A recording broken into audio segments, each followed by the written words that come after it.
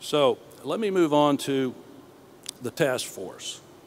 We started out, like Bill said, there were some skeptics, and there still may be some, but we think we've completed our mission, and that is to give this city a plan for the creation of a arena, arts, and entertainment district that can lead the city to its third century.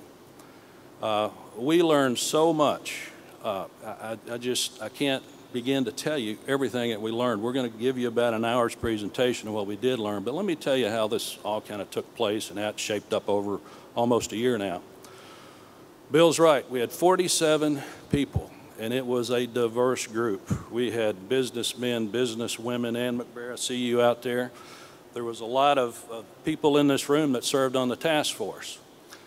And once everyone got their arms around what we were trying to accomplish, you know, we got the A-plus personalities in the room, everybody settled down, and we focused on the mission.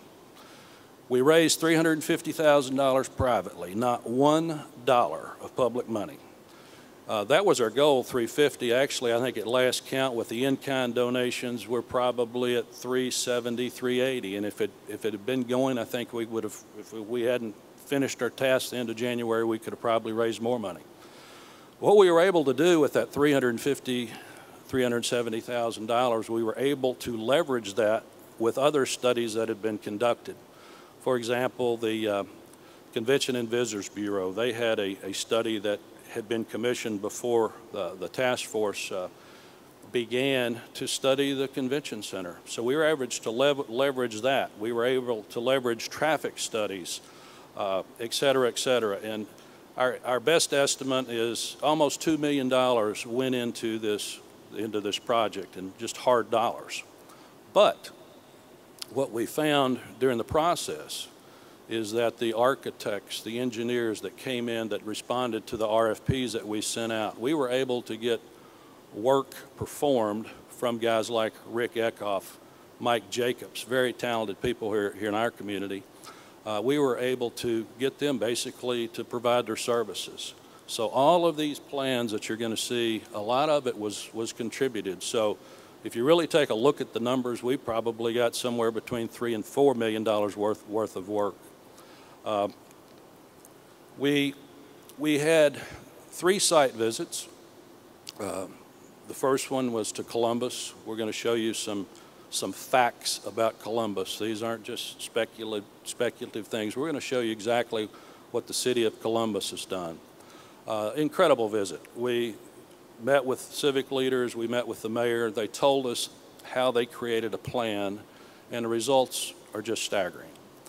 We visited Indianapolis. Everybody knows what's happening there next, last weekend, I guess it was, but that city's literally changed simply because they had a plan.